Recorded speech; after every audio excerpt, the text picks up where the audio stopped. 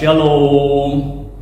Puji Tuhan, kita kembali bertemu di dalam kasih Tuhan Yesus Kristus. Ya, kiranya berkat Allah limpah atas kita sekalian, sehingga kita pada kesempatan hari ini bisa menikmati kemurahan daripada Tuhan lewat kebenaran firman Tuhan. Amin. Haleluya. Nah, saudara yang kekasih, di dalam kesempatan hari ini saya ingin menyampaikan firman Allah dengan satu tema, pembaharuan oleh salib Kristus. Pembaharuan oleh salib Kristus. Haleluya. Nah, saudaraku, makna atau pengertian dari pembaharuan ini adalah perubahan, ya, berubah dari bentuk aslinya. Jadi yang asli itu sudah tidak kelihatan lagi, tetapi muncul yang namanya baru karena sudah dibaharui. Nah, saudaraku, tetapi yang dimaksudkan di sini karena manusia itu terdiri dari tubuh, jiwa, dan roh. Ya, tetapi yang dibaharui ini bukan fisik ini, bukan tubuh ini, saudara. Kalau ini dibaharui, orang jadi pangling, ya. Dulu pesek, sekarang jadi mancung. Dulu pendek, sekarang jadi jangkung. Bukan begitu, bukan. Ya, tetapi yang diperbaharui itu adalah rohani kita, jiwa kita, roh kita. Ya, sekali lagi manusia terdiri dari tubuh, jiwa, dan roh. Tetapi bukan fisik ini yang dirubah, ya, tetapi adalah jiwa kita, rohani kita, ya. Karena yang fisik ini satu saat akan kembali dari tanah kembali kepada tanah. Tetapi roh ini akan kembali kepada Allah. Nah, itulah yang perlu ditandani, saudaraku. Ya, perlu ditandani karena roh itulah yang punya kaitan erat, punya hubungan erat dengan Allah. Haleluya. Nah, kita baca dulu ayat, ya, satu ayat di dalam 2 Korintus pasal 5 ayatnya yang ke-17. Di situ dikatakan, jadi siapapun yang ada di dalam Kristus, maka ia merupakan satu ciptaan yang baru. Yang lama sudah berlalu, tetapi yang baru itu yang muncul, yang baru itu yang terbit. Haleluya. Yang baru itu yang datang, ya. Jadi jelas di sini bahwa keberadaan yang lama itu sudah tidak nampak lagi, sudah tidak kelihatan lagi, sudah tidak muncul lagi, muncul keberadaan yang baru. Haleluya. Menjadi ciptaan baru. Saudaraku, dalam arti di sini sekali lagi masalah rohani ini ya hanya bisa dinikmati oleh orang-orang yang ada di dalam Kristus. Itulah orang yang sudah menerima Kristus dan percaya kepadanya. Itulah yang diperbaharui, ya. Haleluya. Dan orang yang percaya itu harus menjadi ciptaan yang baru, ya. Jadi harus benar-benar nyata perubahan itu. Dulu sebelum kenal Yesus seperti itu, sekarang sesudah kenal Yesus seperti ini. Ya, ada satu perubahan. Lain dulu, lain sekarang, gitu ya. Biasa saya gunakan peribahasa, cari kutu di atas karang. Lain dulu, lain sekarang. Klemben-klemben, roti-roti, bien-bien, saiki. Jadi sekali lagi saudaraku, bahwa di dalam Kristus itu kita harus berubah. Di dalam hal apa kita berubah? Ya, dalam Efesus pasal 4 ayat 23 sampai 24. Di situ dikatakan supaya kamu dibaharui, haleluya, di dalam roh dan pikiran. Roh dan pikiran yang ditandani, yang diperbarui, yang dirubah, saudara. Sekali lagi bukan fisik ini, bukan. Ya, karena roh dan pikiran itu merupakan kendali atau pengendali dari tindakan manusia. Manusia melakukan sesuatu, beraktivitas sesuatu, itu diawali oleh pemikiran dan perenungan, roh dan pikiran. Jadi manusia bertindak, melangkah benar atau salah itu diawali dari pikiran dan Ya, perasaan ini, roh dan pikiran ini, saudaraku ya. Haleluya. Saudara, kita kenalkan Hawa. Ya, Hawa itu sebenarnya penurut sih. Ya, dia paham firman Allah. Ya, ketika ditanya oleh setan dalam bentuk ular itu. Nah, perhatikan bahwa setan itu datang bukan dengan posisi dengan figur yang bengis begitu, enggak. Ya. Surat Efesus mengatakan bahwa dia datang dengan kelicikan, dengan tipu daya. Nah, kalau kita tidak hati-hati, maka roh dan pikiran kita akan dipengaruhi. Nah, Hawa ketika ditanya oleh si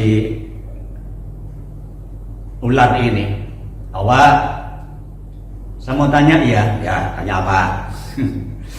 Nggak, bolehkah buah-buah di dalam taman ini dimakan buahnya? Oh boleh, semua boleh kami makan, kecuali satu saja yang tidak boleh dimakan. Sebab pada saat saya makan, saya pasti mati. Nah, saudara, mulailah pikiran dan roh daripada si Hawa ini mulai dikendalikan. Wah, nggak gitu, kamu itu dibohongi.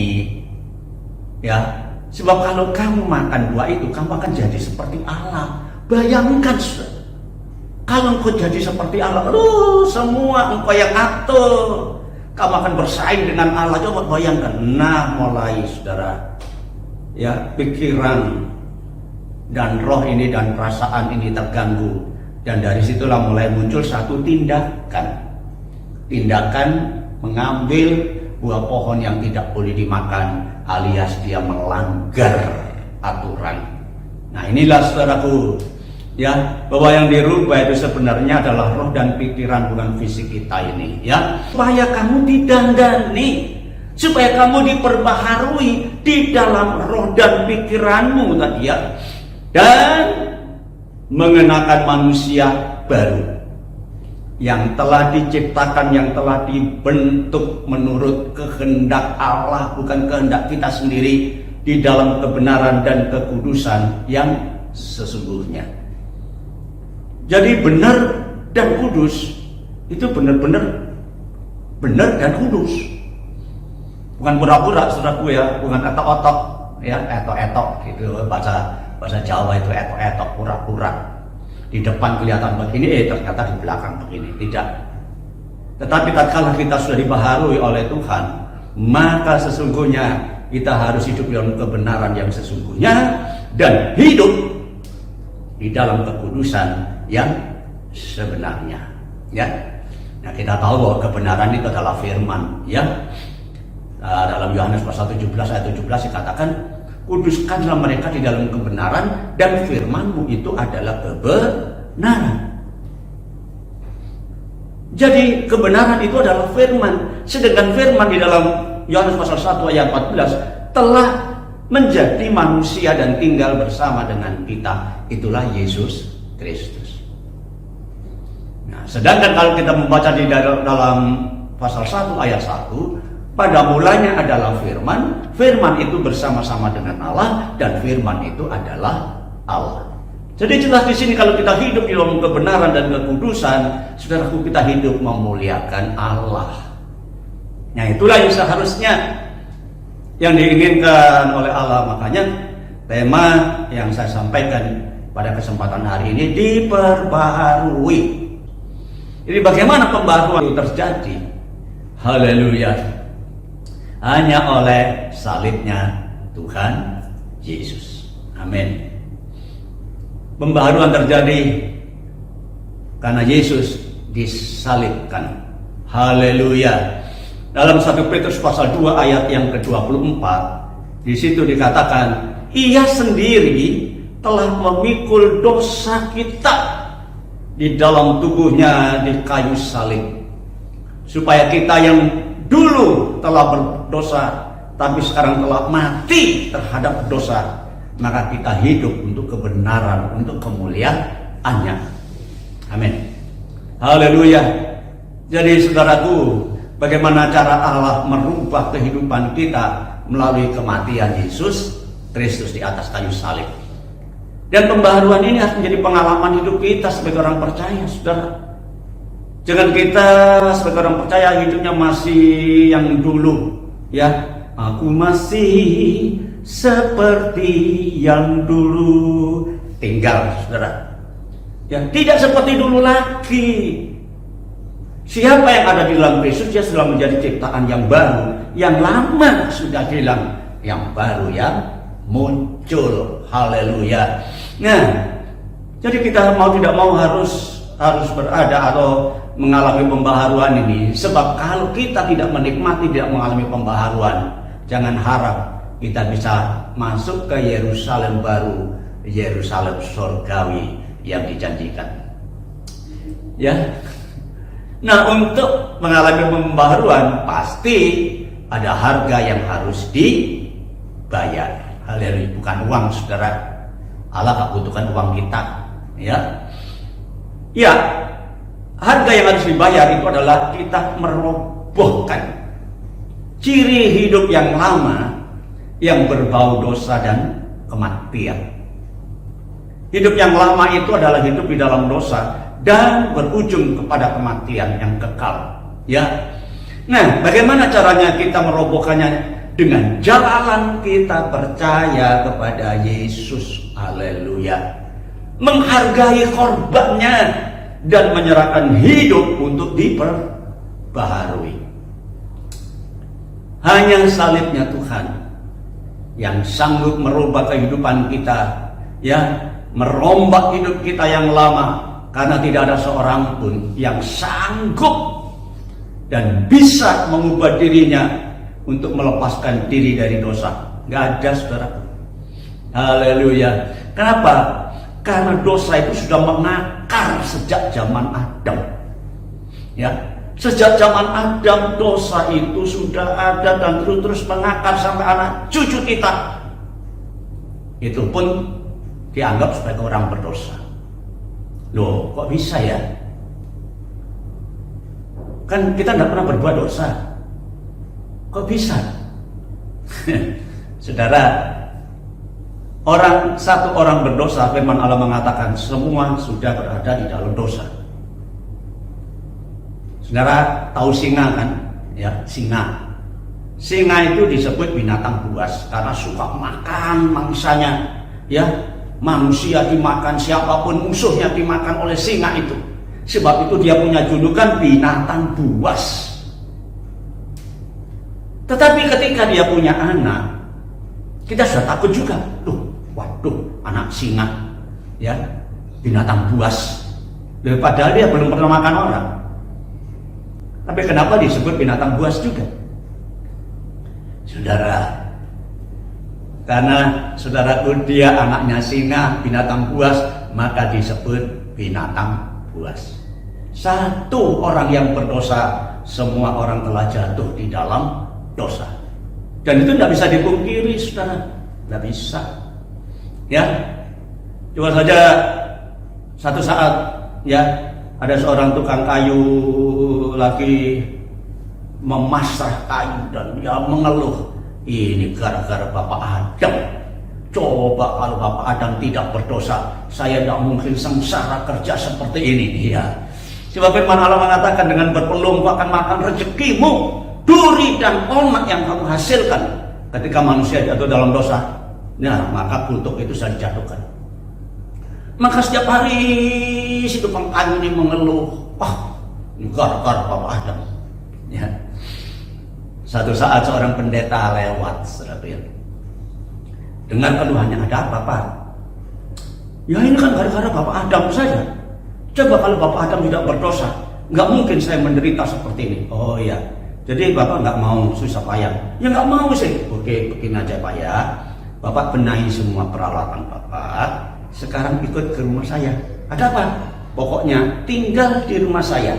Bapak makan puasnya di situ, tidur saya berikan tempat tidur. Pokoknya Bapak nyaman saja lah di situ.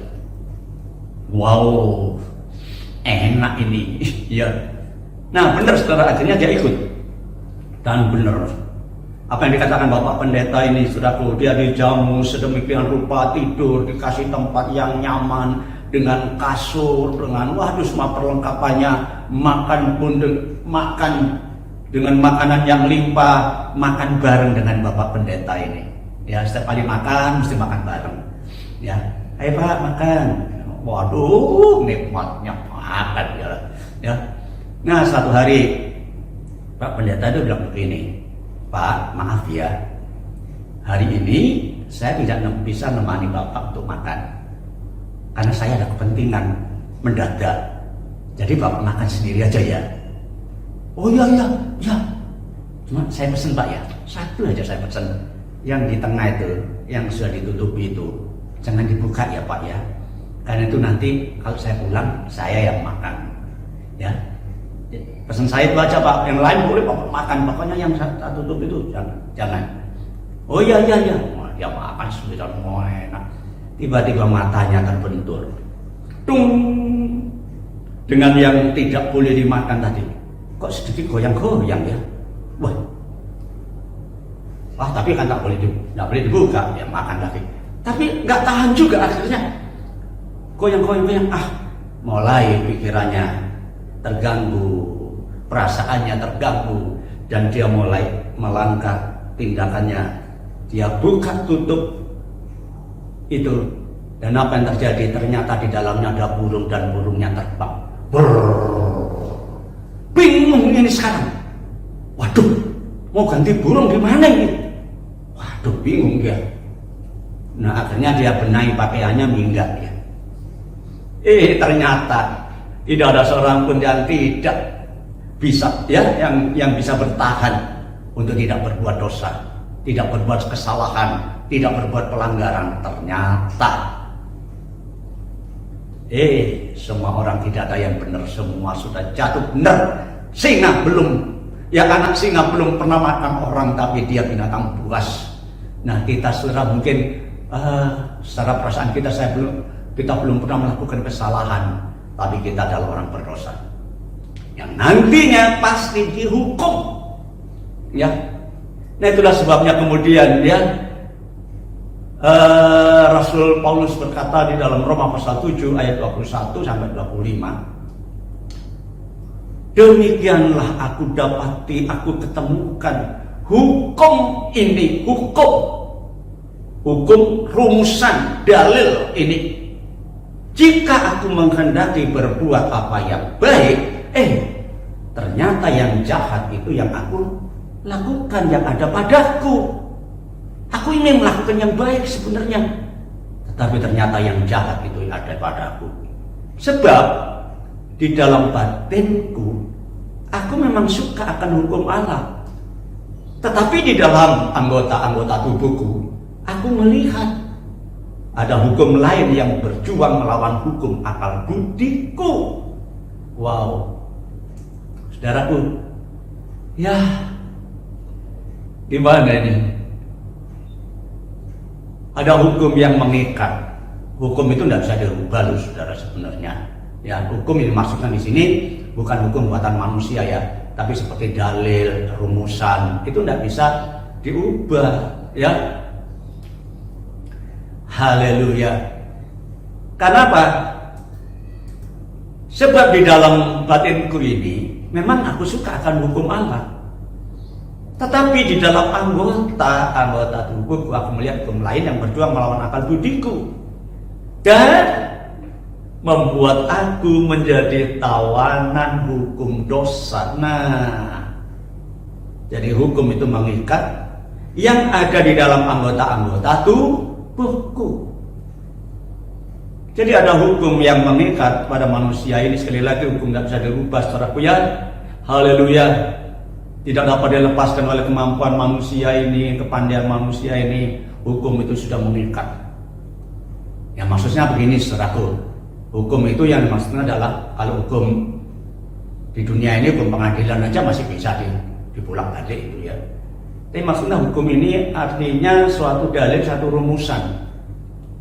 Kalau 1 ditambah 1 itu pasti 2. Itu hukumnya, nggak bisa dirubah. Ya, mau kemudian ditotal menjadi 5, tentu nggak bisa. 1 tambah 1 sama dengan 2, matematikanya begitu. Nah, bumi ini juga punya hukum, namanya hukum gravitasi, gaya tarik bumi. Jadi apapun yang masih berada di atmosfer bumi ini bisa ditarik oleh gaya tarik bumi ini. Makanya ada pesawat-pesawat yang kalau masih berada di atmosfer bumi ini bisa jatuh. Kecuali kalau dia sudah keluar dari atmosfer bumi, maka melayang-layang, terbang melayang-layang. Ya, jadi sekali lagi kalau sudah hukum itu mengikat, sebenarnya aku ingin melakukan yang baik, aku melakukan yang benar, tetapi ternyata pada tubuhku, pada anggota tubuhku ini ada hukum lain yang mengikat aku, sehingga terpaksa aku terus menerus harus berbuat dosa. Sehingga haleluya, sehingga Paulus berkata, aku manusia celaka, aku manusia celaka. Siapa yang akan bisa melepaskan aku dari tubuh maut ini? Sebab dosa itu upahnya adalah maut. Siapa? Aku manusia celaka. Nah ini Paulus berkata, dia bingung, tetapi dia berkata syukur kepada Allah. Wah, ada satu kebanggaan tersendiri. Syukur kepada Allah oleh Yesus Kristus Tuhan kita. Ya, karena dia sudah menerima Yesus yang mati di atas kayu salib. Amin. Haleluya. Sekali lagi tidak ada seorang pun yang bisa membebaskan dirinya dari dosa, saudaraku. Karena di dalam suratan Roma dikatakan satu pun manusia tidak ada yang benar. Semua sudah kehilangan kemuliaan daripada Allah. Tapi syukur kepada Allah, sekarang bebas. Haleluya. Sekarang saya sudah bebas. Sekarang saya sudah bebas. Saya bebas oleh darahnya domba Allah. Sekarang saya bebas, bebas, bebas. Haleluya. Amin. Bebas itu artinya sudah ada hukuman lagi, saudaraku ya. Haleluya. Haleluya. Di dalam Roma pasal 8 ayat pertama, di situ dikatakan demikianlah sekarang tidak ada penghukuman bagi mereka yang berada di dalam Kristus Yesus. Amin. Aduh, puji Tuhan, matur nuwun. Terima kasih Tuhan, terima kasih. Sekarang saya benar-benar sudah bebas. Dulu sebelum kena Yesus, saya terikat dengan dosa, dan akibat dari dosa adalah kematian yang kekal. Tetapi ketika percaya Yesus, kita sudah berubah menjadi orang-orang yang diselamatkan. Amin. Amin. Haleluya. Haleluya. Puji Tuhan. Haleluya. Oleh kematiannya, Tuhan Yesus sudah menciptakan kita menjadi manusia baru yang terbebas dari dosa, terbebas dari hukuman. Ya, sekali lagi hal itu terjadi bukan karena kita baik, saudara. Jadi ketika kita dibebaskan bukan berarti kita ada orang yang baik, bukan. Kebaikan kita seberapa sih? Gak ada yang baik di hadapan Allah. Kalau di hadapan manusia mungkin ya, kita bisa berbuat baik kepada manusia, tapi di hadapan Allah belum tentu. Gak ada yang baik. Ya. Kalaupun sampai kita bisa menikmati kemurahan Tuhan ini, itu sekali lagi karena kasih dan rahmat Tuhan. Rahmat Allah yang begitu besar yang diberikan kepada kita sebagai orang yang sesungguhnya harus dihukum mati, tetapi mendapatkan kasih karunia. Haleluya. Oh haleluya, saudaraku yang kekasih, amin. Dalam Roma pasal 5 ayat yang ke-8 dikatakan di sana, akan tetapi Allah menunjukkan kasih-Nya kepada kita oleh karena Kristus telah mati. Kapan? Ketika kita masih berdosa. Bukan karena kita benar kemudian kita dibela, bukan. Justru tatkala kita masih berdosa, maka kita, saudaraku, yang mendapatkan kemurahan daripada Tuhan. Amin. Amin. Haleluya. Haleluya. Ya, dalam 2 Korintus pasal 5 ayat 21 dikatakan, Dia Yesus yang tidak mengenal dosa telah dibuatnya menjadi dosa. Jangankan berbuat dosa, mengenal dosa saja tidak. tapi telah dijadikan dosa supaya di dalam Dia kita dibenarkan oleh Allah. Amin. Amin. Saudaraku, puji Tuhan. Korban Kristus yang mengambil alih posisi kita sebagai orang berdosa supaya kita dibenarkan. Dan setiap orang yang percaya harus dan seharusnya mengalami pembaharuan. Dari kehidupan yang dulu yang dibayang-bayangi oleh kematian dan penghukuman, sekarang menjadi satu kehidupan yang diperdamaikan dengan Allah dan mempunyai pengharapan. Haleluya, untuk menikmati hidup yang kekal. Amin.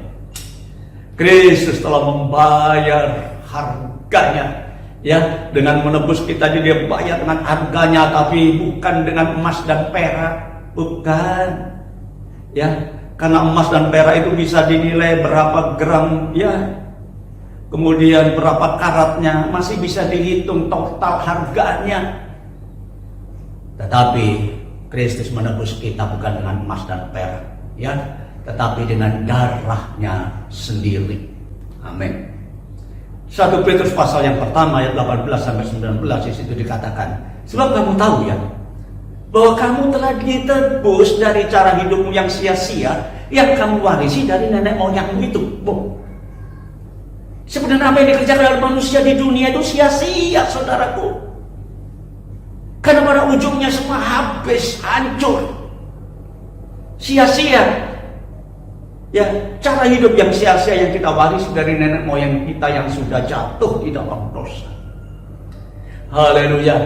Tapi kita sudah ditebus bukan dengan barang yang fana, yang gampang lenyap, bukan pula dengan emas dan perak. Sekali lagi, emas dan perak itu bisa dihitung, dinilai harganya, ya, melainkan dengan darah yang mahal, yaitu darah Kristus yang sama seperti darah anak domba yang tak bernoda dan tak bercacat. Luar biasa, luar biasa pemurahan Tuhan yang berlaku atas kita. Ya, haleluya. Harga pembaharuan itu begitu mahal, senilai dengan darahnya Kristus. Ia telah membayar dan menebus kita dari cara hidup yang sia-sia, yang tidak ada gunanya ini, ya, yang hanya menuruti hawa nafsu dan keinginan daging kita. Tetapi sekarang kita menjadi orang yang berkenan di hadapan Allah. Terima kasih Tuhan. Haleluya. Dan perlu diketahui, kuasa korban Kristus, ya, proyek pembaharuan daripada Tuhan untuk setiap kehidupan manusia itu masih ditawarkan sampai hari ini. Masih ada waktu, masih ada kesempatan ditawarkan, ya, kasih Tuhan, pemberitaan tentang kematian Tuhan dan pembaharuan di dalam hidup kita. Tetapi sayangnya, kesempatan yang diberikan ini banyak yang menyia-nyiakan. Banyak mereka yang tidak menghargai undangan untuk menikmati kuasa pengorbanannya. Ya, saudaraku, itu jelas ada Tuhan memberikan satu gambaran, ya, satu perumpamaan dalam Matius pasal 22 ayat 1 sampai ke 8 tentang perjamuan kawin. Nah, dikatakan di sana, lalu Yesus berbicara pula di dalam perumpamaan kepada mereka. Hal kerajaan surga yang akan kita nikmati yang akan datang itu seumpama seorang raja yang mengadakan perjamuan kawin untuk anaknya. Waduh, kalau raja yang punya pesta, bayangkan meriahnya, saudaraku, ya, pasti semua dilengkapi, tidak ada kekurangan, ya. Nah, kemudian ia menyuruh hamba-hambanya memanggil orang-orang yang telah diundang. Orang telah diundang, tapi ternyata tidak datang, disuruh panggil lagi. Wow. Mereka yang telah diundang ke perjamuan kawin itu, tetapi orang itu tidak mau datang. Aneh, ya. Bayangkan, raja punya hajat. Ini masyarakat biasa saja diundang, nggak mau datang, ya. Kemudian ia menyuruh pula hamba-hamba lain, pesennya, katakanlah kepada mereka, orang-orang yang diundang itu, sesungguhnya hidangan telah kusediakan. Loh, sampai diperjelas gitu ya. Hidangan telah kusediakan. Lembu-lembu jantan dan ternak-ternak piaraanku telah disembelih. Semuanya telah tersedia. Ya, datanglah perjamuan kawin ini. Saudara bayangkan, sampai persiapan hidangan, sampai lembu-lembu, binatang-binatang piaraan, potong, disembelih hanya untuk menjamu para undangan. Aduh, tetapi orang-orang yang diundang itu, waduh, tidak mengindahkannya. Ada yang pergi ke ladang, ada yang pergi mengurus usahanya. Wah, payah ini. Coba kalau saya diundang Bapak Presiden, waduh, pekerjaan terpenting apapun yang kerjakan saya tinggal. Saya akan datang ke perjamuan. Sayangnya saya tidak pernah diundang, gitu aja. Tapi coba diundang seperti orang-orang ini diundang oleh raja, tapi tidak mau datang. Ya. Dan yang lain, ya, alasannya satu masih pergi ke ladang, lagi ngurus usahanya, dan yang lain lagi menangkap hamba-hambanya itu. Hamba-hamba yang disuruh itu ditangkap, diseksanya dan dibunuhnya. Loh, ini saya sendiri tidak habis pikir, saudara ya. Kenapa sampai seperti itu para undangan ini? Ya, haleluya. Maka murkalah raja itu, lalu menyuruh pasukannya ke sana, ke tempat mereka-mereka yang diundang itu, untuk membinasakan pembunuh-pembunuh itu dan membakar kota mereka.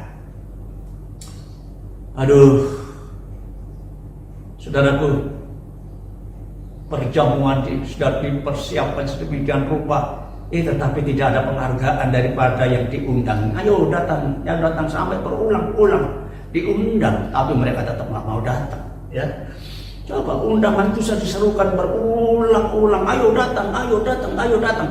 Tetapi ternyata, aduh, mereka nggak mau datang. Sudah diundang sedemikian rupa sampai dipersiapkan hidangan yang istimewa, lembu-lembu dan binatang piaraan itu disembelih. Oh, tetapi, aduh, sekali lagi saya juga heran, saudara ya. Haleluya, coba raja yang punya hajat, rakyatnya diundang, tidak menghargai. Itu sama kasusnya dengan bangsa Israel, saudara ya. Ketika Allah yang menyayanginya itu mengundangnya, enggak please, ya. Haleluya.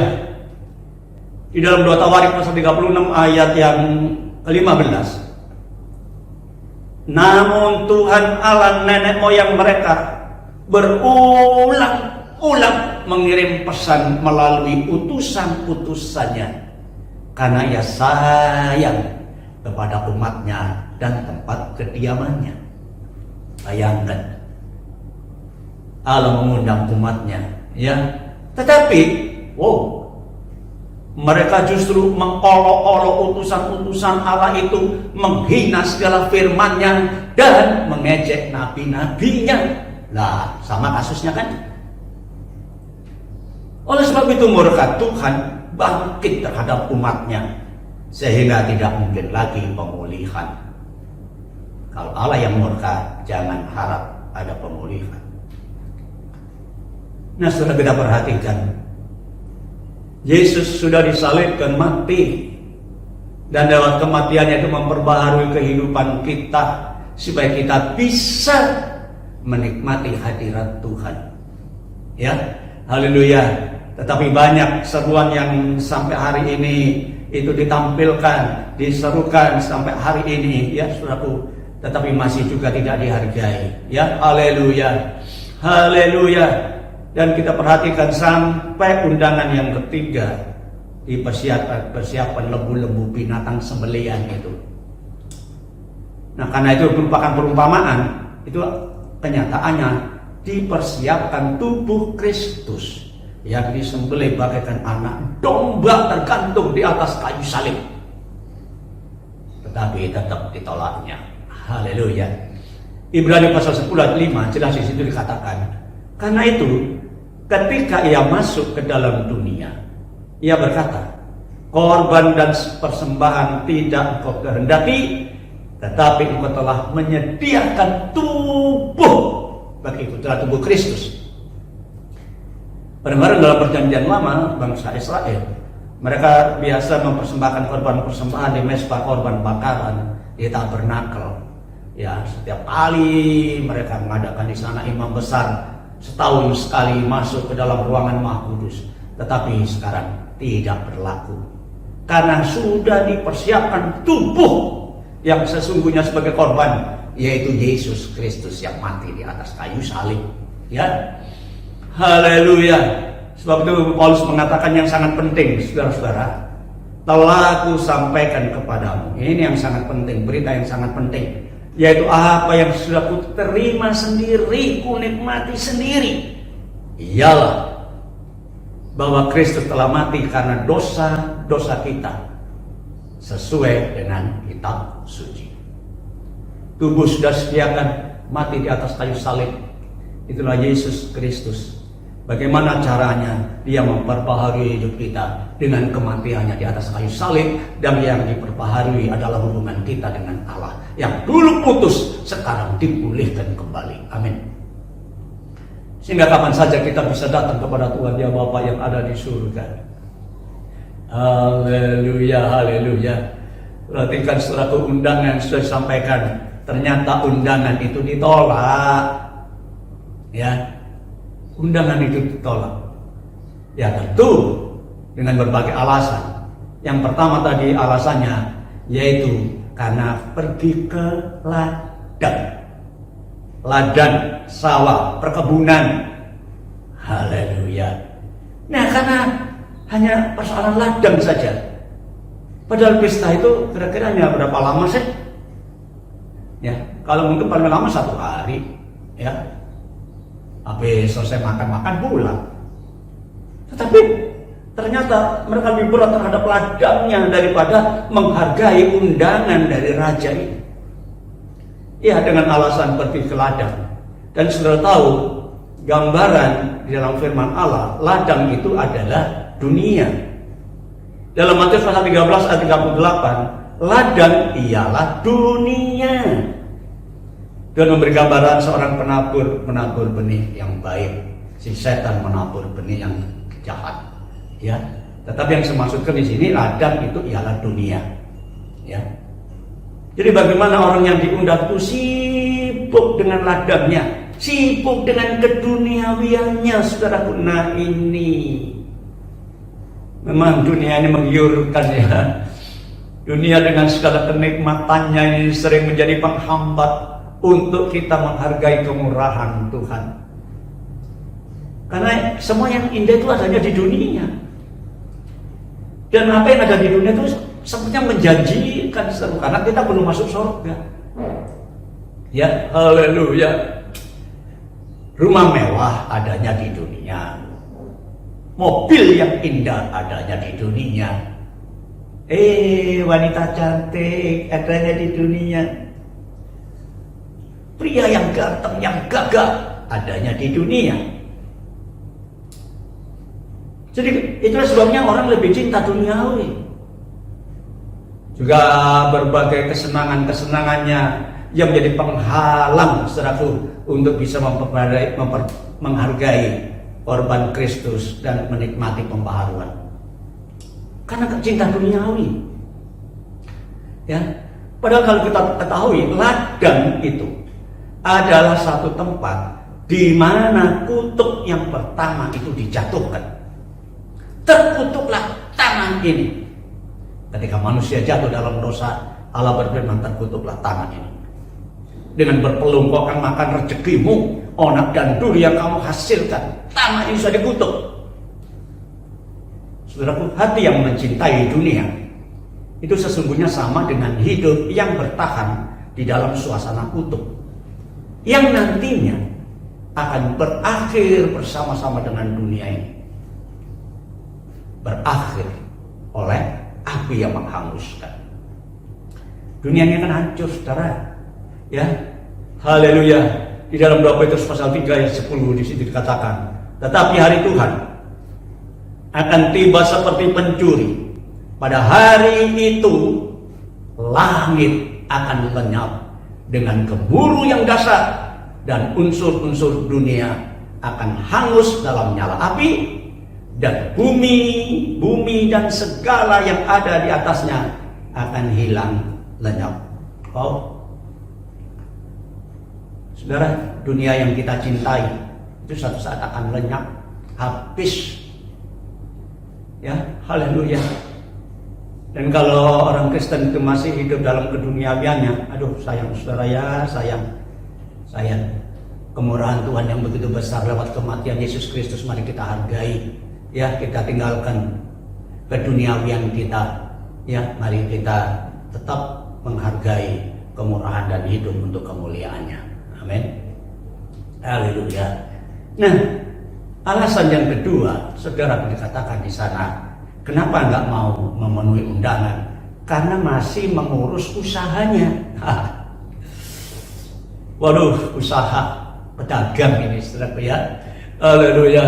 Kita ketahui bahwa pedagang atau pengusaha itu di benaknya itu yang ada cuma perhitungan untung rugi. Tapi tidak ada seorang pun pedagang yang ingin rugi, maunya untung terus. Kalau bisa dengan modal yang sedikit meraup keuntungannya banyak, ya walaupun dengan cara yang tidak halal sekalipun, menghalalkan segala cara, yang penting untungnya banyak. Saya harus untung, saya tidak mau rugi. Itulah keinginan pedagang. Ya, kalau kerohanian kita seperti pedagang ini sangat disayangkan, saudara. Kita yang sudah percaya Yesus, menerima belas kasihannya, nikmatilah pembaharuan yang dari Tuhan. Ya, jangan hidup kita, kerohanian kita seperti sang pedagang yang hanya dipikirkan keuntungan. Ya, sehingga sangat sulit untuk menghargai korban Kristus, saudaraku ya, yang menuntut sesuatu hilang dan kerelaan untuk dirugikan. Ya, yang dikejar sama keuntungan, gak mau rugi.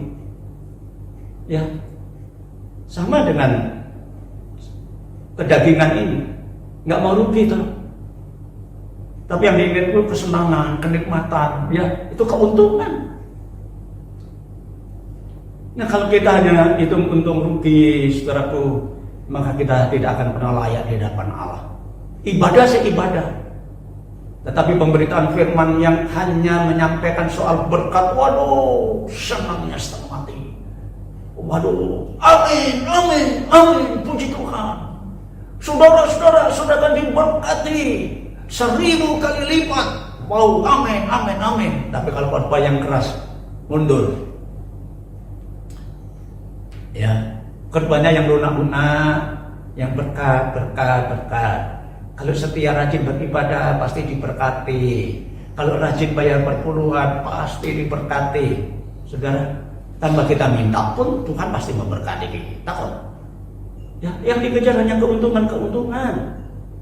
Juga termasuk dalam kondisi kedagingan ini, yang diinginkan cuma kenikmatan, kepuasan daging. Ya, dan kepuasan daging menuntut kenikmatan, ya sama dengan keuntungan dari pedagang-pedagang, maunya untung, nikmat, sehingga kemudian berbagai dosa dikerjakan, harga diri sangat dipertahankan. Yang jadi kenikmatan dalam kehidupan daging itu dianggapnya merupakan satu keuntungan. Ya, haleluya. Di dalam Yudas pasal 1 ayat yang ke-7, sama seperti Sodom dan Gomora dan kota-kota sekitarnya yang dengan cara yang sama melakukan percabulan dan mengejar kepuasan yang tak wajar. Wow, kepuasan, keuntungan yang tidak wajar. Ya, saudaraku, kalau di dalam materi keuntungan yang tidak wajar, korupsi dan lain sebagainya, ya itu kalau kelas kakap korupsi, kalau kelas teri mentit. Sedikit saja, sedikit. Nota diputar-putar, diganti. Haleluya. Ya, tetapi dalam segi daging ini. Aduh, kenikmatan, ya percabulan, ya kepuasan-kepuasan yang tidak wajar yang dikejar.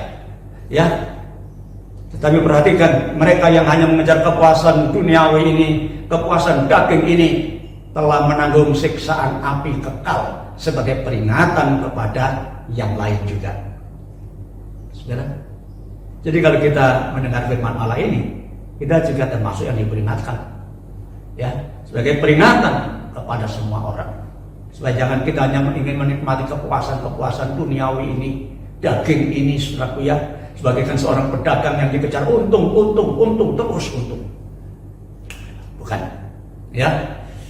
Dosa akhir zaman itu memang ditandai dengan berjual beli, ya, mengejar keuntungan baik materi maupun jiwani yang berlanjut pada persoalan makan dan minum, ya, sampai yang tidak layak pun itu dimakan dan diminum, seperti asap.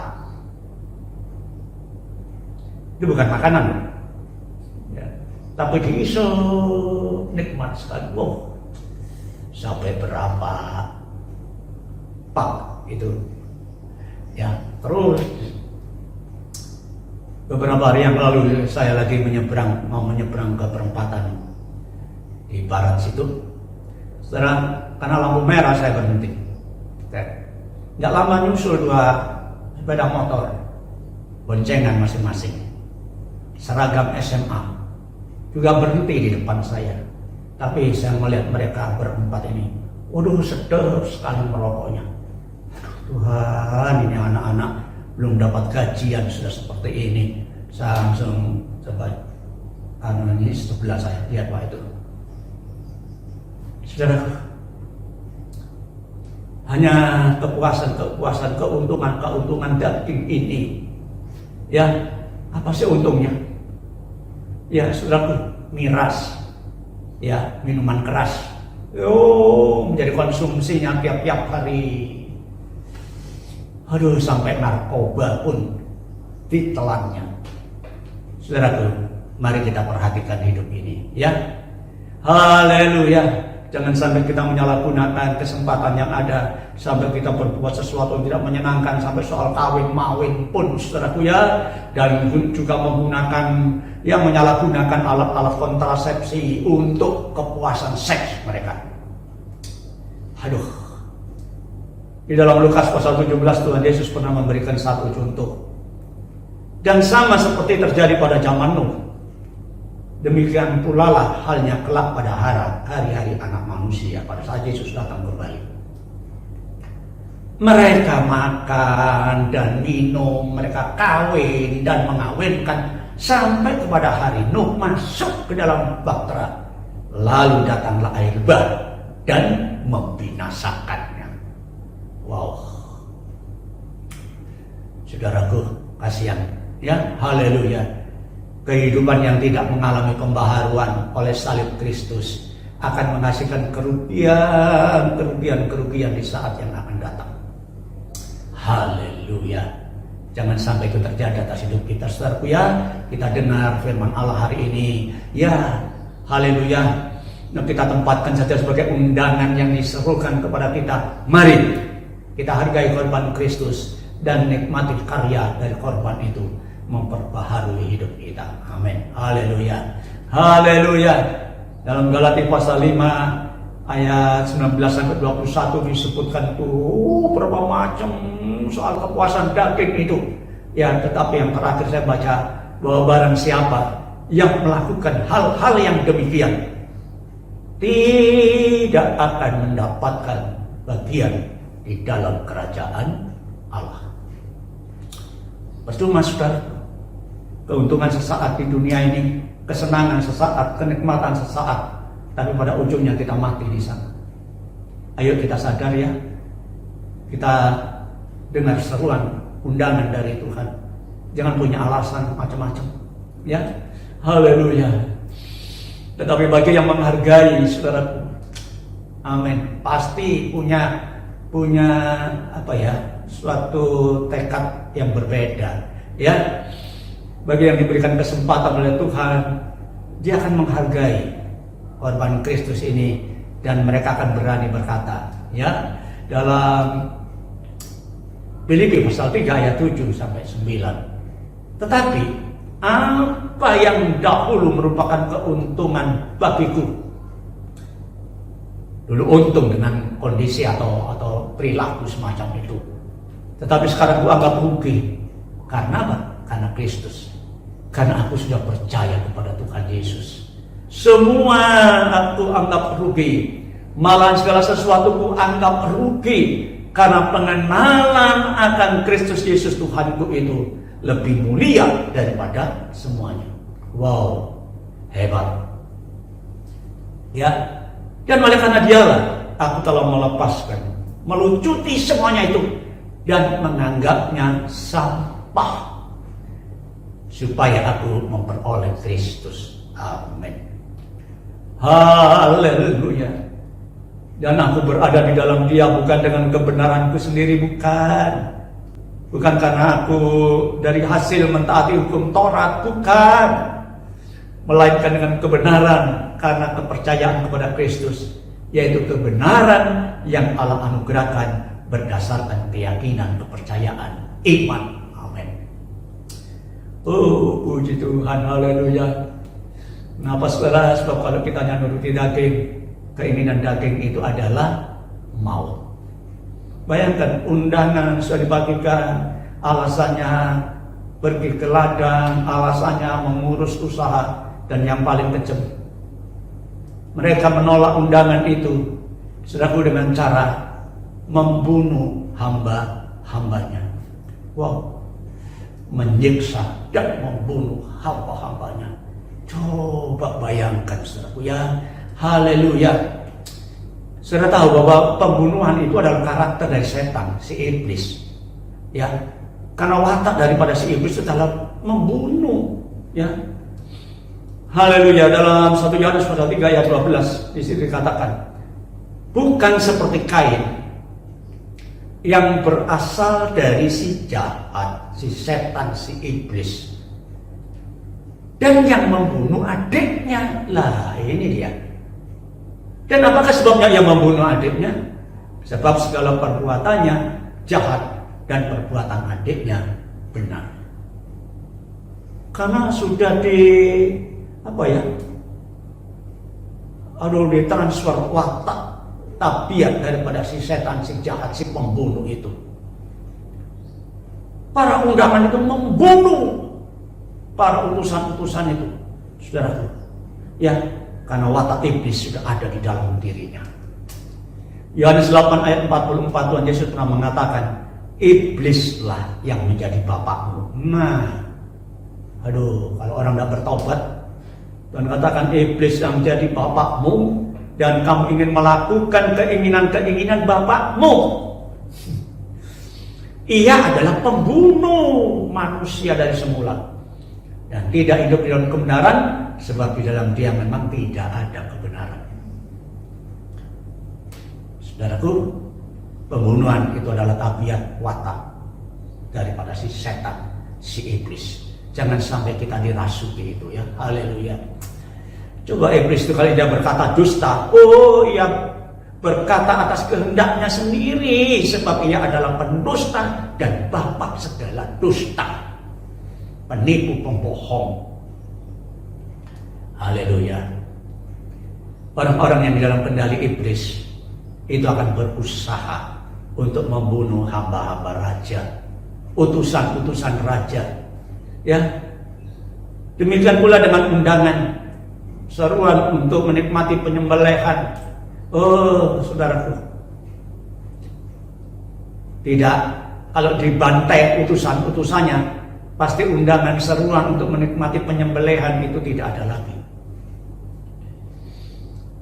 Nah, zaman sekarang ini hamba-hamba raja itu adalah hamba-hamba Tuhan ini.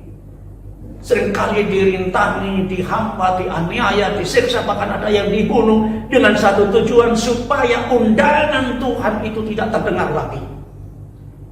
Supaya berita tentang salib Yesus, anak domba yang disembelih itu, tidak terdengar lagi. Itu saudaraku, ya. Haleluya. Tetapi bila hati ini sudah dikendalikan oleh iblis, aduh, firman Allah sudah nggak ada tempat lagi padanya.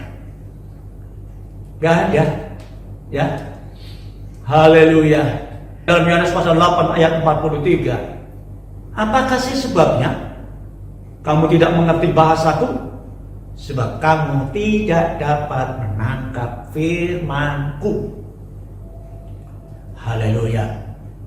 Saudaraku, seringkali kita bisa nangkep firman harus disampaikan dengan begitu jelas, dengan bahasa yang sederhana, tapi tidak bisa nangkep. Ini bahaya, saudaraku, ya. Dalam 2 Korintus pasal 4 ayat 3 sampai 4 itu dikatakan, jika Injil yang kami beritakan masih tertutup juga, maka ia tertutup untuk mereka yang akan binasa. Perhatikan, orang yang sudah ditetap untuk binasa, gak ngerti-ngerti firman Allah disampaikan, gak paham-paham, padahal sudah begitu jelasnya disampaikan dengan bahasa yang sederhana, ya, tetapi tetap tidak bisa paham, ya, yaitu orang-orang yang tidak percaya, soalnya yang pikirannya telah dibutakan oleh ilah zaman ini, sehingga mereka tidak bisa melihat cahaya Injil tentang kemuliaan Kristus yang adalah gambaran daripada Allah. Bahaya. Ternyata ada orang-orang yang kemudian memiliki sifat karakter, ya, pendirian yang seperti itu, yang pada ujung-ujungnya dia akan dibinasakan. Saudara, ketiga hal yang di atas, baik teladan, baik mengurus usaha, pembunuhan, itu merupakan penghambat bagi seseorang untuk menghargai korban Kristus dan untuk menikmati pembaharuan, ya. Kalau ketiga hal itu tidak segera dipangkas, akan berakhir dengan murka raja yang akan menghancurkannya. Ya, tetapi tidak demikian, saudaraku, dengan orang yang menghargai korban Kristus. Kalau saudara yang sudah mendengar firman Allah kemudian menggunakan kesempatan untuk menghargai korban Kristus ini, mari kita tinggalkan. Ya, kita rela dirugikan dengan kesenangan, kenikmatan duniawi ini, keuntungan-keuntungan duniawi daging ini, ya, dan kita rela menyerahkan diri untuk diperbaharui roh dan pikiran kita, dan kita mengenakan manusia baru yang telah diciptakan menurut kehendak Allah, bukan kehendak kita sendiri, di dalam kebenaran dan kekudusan yang sesungguhnya. Haleluya. Tadi dalam Efesus pasal 4 ayat 20 sampai 24. Ya. Tetapi kamu bukan demikian, ya. Telah belajar mengenal Kristus karena kamu telah mendengar tentang Dia dan menerima pengajaran di dalam Dia menurut kebenaran yang nyata di dalam Yesus, yaitu bahwa kamu berhubung dengan kehidupan kamu yang dahulu harus ditinggalkan manusia lama yang menemui kebinasaannya oleh nafsunya yang menyesatkan, supaya kamu diperbaharui di dalam roh dan pikiranmu dan mengenakan manusia baru, amin, yang telah diciptakan menurut kehendak Allah di dalam kebenaran dan kekudusan yang sesungguhnya. Amin. Haleluya.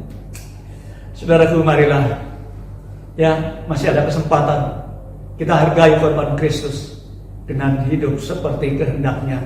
Hargai korban Kristus, nikmati pembaharuan yang dikerjakan. Haleluya. Ya, kita melangkah seperti apa yang dikehendaki oleh Tuhan. Haleluya. Kita punya keyakinan kita masuk ke negeri yang dijanjikan, Yerusalem baru, Yerusalem surgawi. Amin. Haleluya. Haleluya. Tuhan memberkati kita semua pada kesempatan hari ini. Haleluya. Mari kita tunduk kepala berdoa. Terima kasih Tuhan, kemurahan-Mu sudah berlaku atas kehidupan kami, sehingga kami dapat mendengarkan firman-Mu.